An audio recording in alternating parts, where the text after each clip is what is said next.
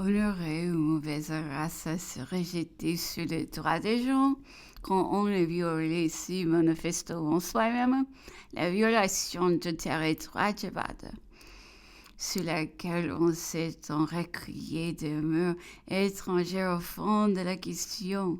L'inviolabilité du territoire n'a pas été imaginée dans l'intérêt des coupables, mais seulement dans celui de l'indépendance des peuples et de la dignité du prince. C'était donc au souverain de Bade seul à se plaindre, et il ne le fit pas, qu'il ne se dit qu'à la violence et à son infériorité politique, nous toutes, mais encore qui visait tout cela au mérite intrinsèque des vaccinations et des attentats dont je vais me plaindre et dont je pouvais en tout droit me venger, est-il conclué alors que les véritables auteurs, les seuls vrais et grands responsables de cette sanglante catastrophe étaient d'ailleurs précisément les auteurs, les fauteurs, les incitateurs. Les assassinats tramés contre le premier consul, car disait-il, où ils avaient fait tromper le malheureux prince, et par là ils avaient prononcé son sort, ou en ne lui en donnant pas connaissance, il avait laissé dormir imprudemment sur le bord du précipice à 2 pas de la frontière quand on allait frapper aussi grand coup au homme et dans les intérêts de sa famille.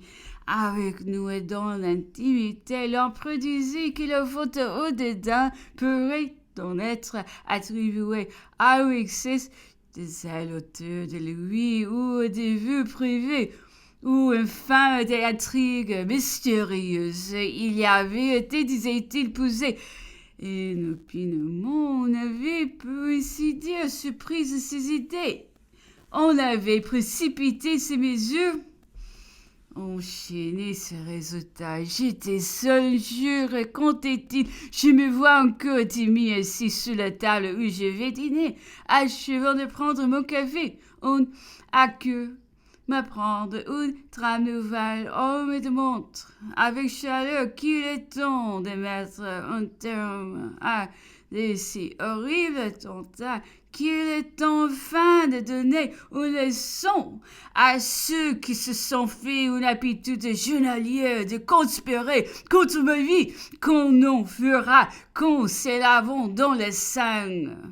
Des noms d'entre eux qui le duc d'Anguillon devait être cette victime, puisqu'il pouvait être pris sur le fait, faisant partie de la conspiration actuelle, qu'il avait paru à Strasbourg, qu'on croyait même qu'il était venu jusqu'à Paris, qu'il devait pénétrer par l'Est au moment de l'explosion, tandis que le duc de Berry débarquerait par l'Ouest. Oh, nous disait l'empereur, je ne savais pas même précisément qui était le duc d'Anguien. La révolution m'avait pris bien jeune.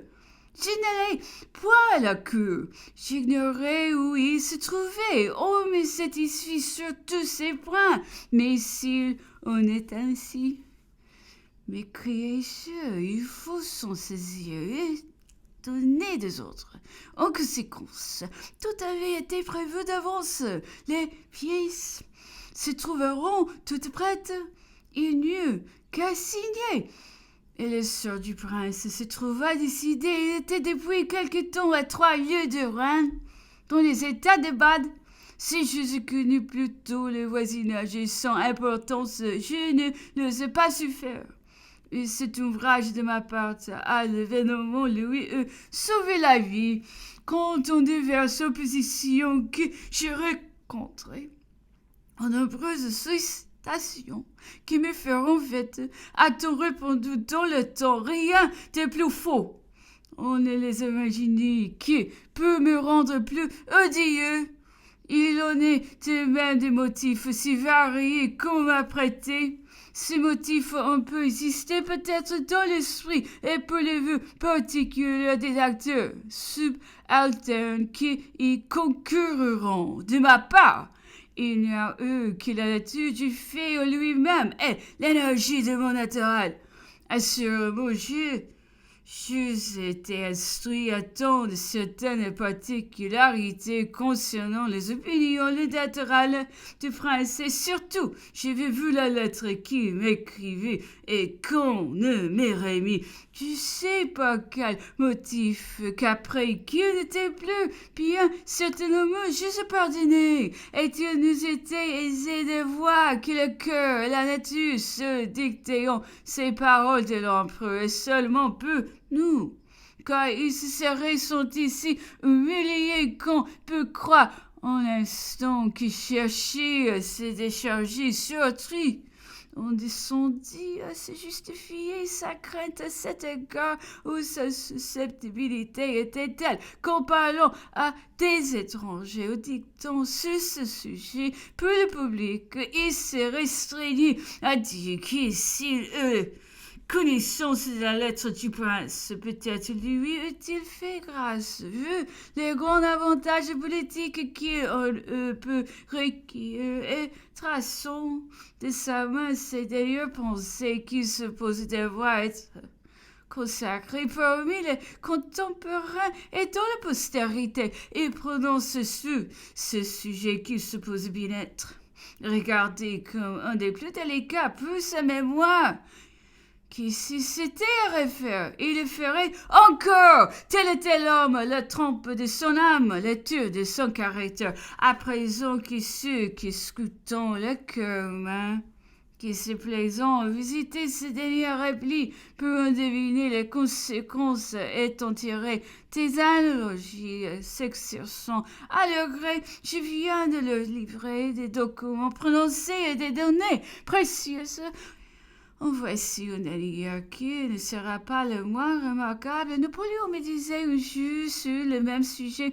Si j'ai répondu la stupeur par ces tristes événements, desquels autre spectacle n'ai-je pas pu frapper le monde et qu'il n'eût pas été le saisissement universel, on m'a souvent offert à 1 million par tête la vie de ceux que j'ai remplacés sur le trône. On les voyait, mes compétiteurs, on me supposait avide de leur sang, mais ma nature, telle était différente. Je étais organisé pour les crimes. Je me serais refusé celui-ci tant il me semblait purement gratuit. J'étais si puissant, je me trouvais si fortement aussi, et paraissait si peu à craindre.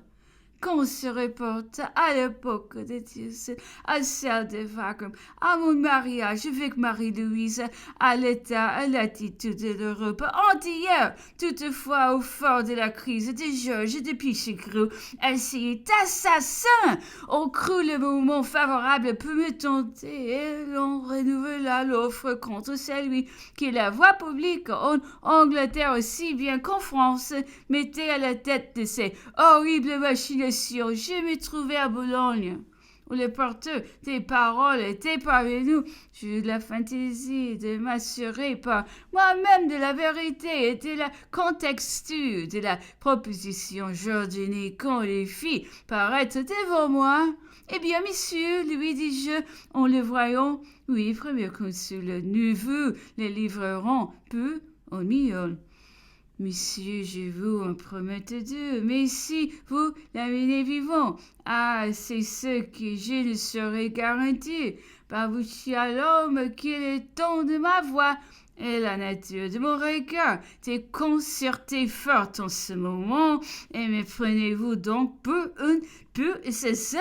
Sachez, monsieur, que je veux bien infliger un châtiment, frapper un grand exemple, mais que je ne recherchais pas un guet-apens et je l'ai chassé. Aussi bien c'était déjà un truc conseilleux que sa seule présence.